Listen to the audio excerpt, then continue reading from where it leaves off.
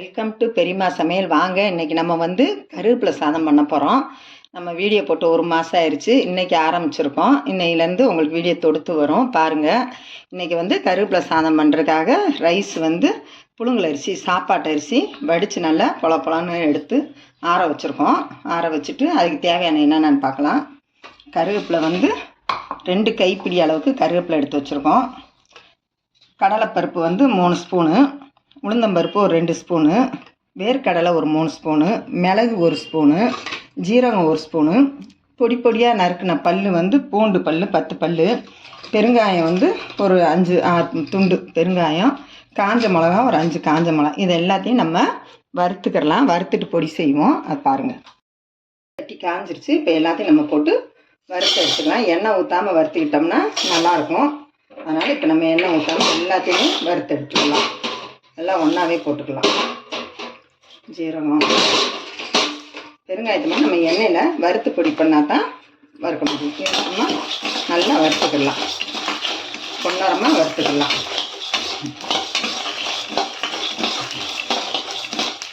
இப்படி பண்ணும்போது ரொம்ப டேஸ்ட்டாக இருக்கும். கருவேப்பிலை சாதம் பிள்ளைகளுக்கு கொடுக்கும்போதும் நல்லாயிருக்கும். கண்ணுக்கு அவ்வளோ நல்லது.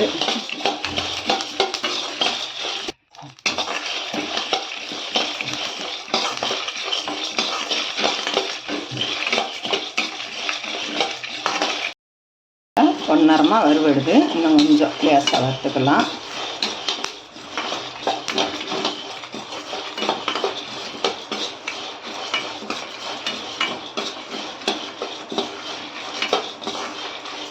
வறுவெட்டுருச்சு.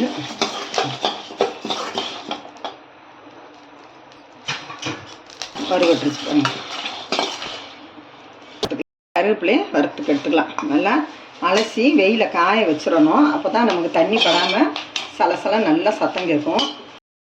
நல்லா கருவேப்பிலை காஞ்சிருக்கு பார்த்தீங்களா. நல்லா பொரியும் போது நல்லா மணமாகவும் இருக்கும்.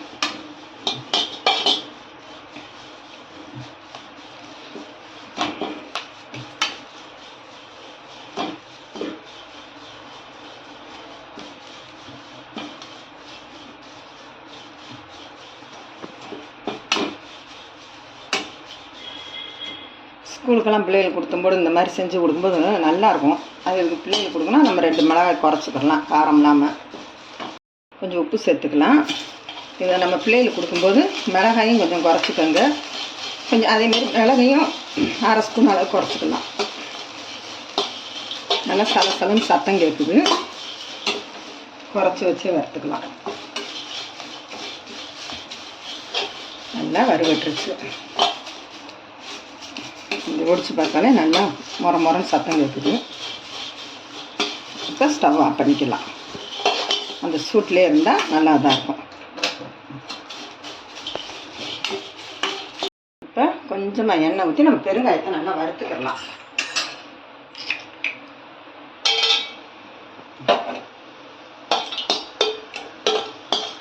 பெருங்காயம் போடும்போது நல்லாயிருக்கும். நல்ல வாசனை கொடுக்கும்.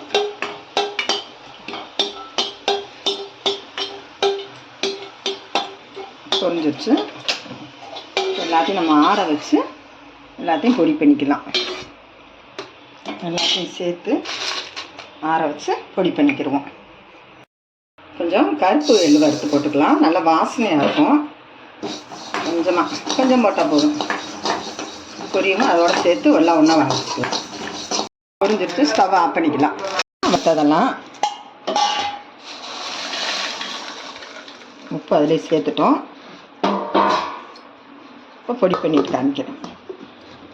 நல்லா இந்த அளவுக்கு குறப்பாக அரைச்சோம்னா தான் நல்லா டேஸ்ட்டாக இருக்கும். ஒன்றும் பாதிமாக ரொம்ப நைஸாக அரைக்க வேணாம். இந்த மாதிரி அரைச்சிக்கலாம். இப்போ ஒரு தாளிப்பு கொடுத்துக்கலாம். அதுக்கு இப்போ நல்லெண்ணெய் சேர்த்துக்கலாம். கொஞ்சம் நல்லா டேஸ்ட்டாக இருக்கும். கொஞ்சம் நல்லெண்ணெய் விட்டுக்கிடுவோம். கடுகு சேர்த்துக்கலாம்.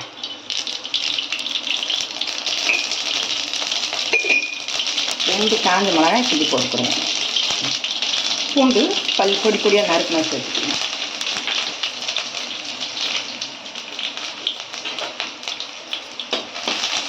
அது கூட ஒரு 10 முந்திரி பருப்பு சேர்த்துக்கணும்.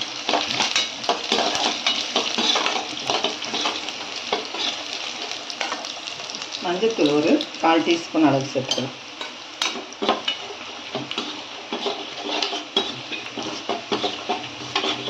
நல்லா பூண்டு பொரிஞ்சு வரும்போது நல்ல வாசனையாக இருக்கும் நமக்கு இது சாப்பிடும்போது, பல்லில் படும்போது.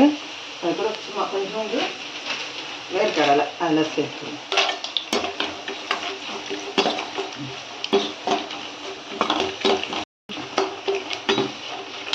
கொஞ்சம் கருவேப்பிலை போட்டுருவோம்.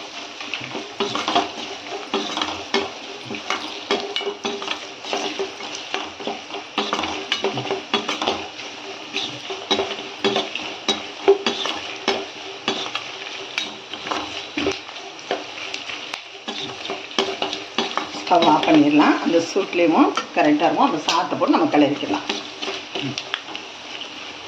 சரி, இப்போ சாத்தை அதில் சேர்த்துக்கிறோம் ரைஸை.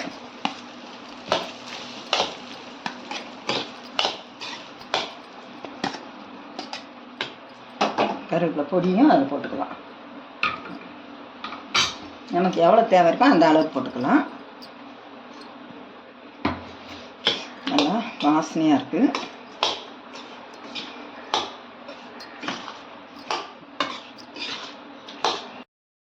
இப்போ வந்து நம்ம வெறும் கருவேப்பிலை வந்து பிள்ளையே சாதத்தில் போட்டாலும் எதில் போட்டாலும் பொறுக்கி போட்டுருவாங்க. இந்த மாதிரி நம்ம வறுத்து பொடி பண்ணி போடும்போது நல்ல வாசனையான குழந்தைகளுக்கு லஞ்ச் பாக்ஸில் வைக்கும்போது நல்லா சாப்பிட்ருவாங்க. இதில் நம்ம வந்து கொஞ்சம் காரத்தை மட்டும் நம்ம குறைச்சிக்கிற வேண்டியது தான். நல்லா டேஸ்ட்டாக இருக்கும். இதில் எல்லாம் முந்திரி பருப்புலாம் போட்டிருக்கோம். ரொம்ப ரொம்ப டேஸ்ட்டாக இருக்கும். இதே மாதிரி நீங்கள் வீட்டில் ட்ரை பண்ணி பாருங்கள். இந்த வீடியோவுக்கு ஒரு லைக் போட்டுருங்க. பெரியம்மா சமையலுக்கு ஒரு சப்ஸ்கிரைப் பண்ணிடுங்க.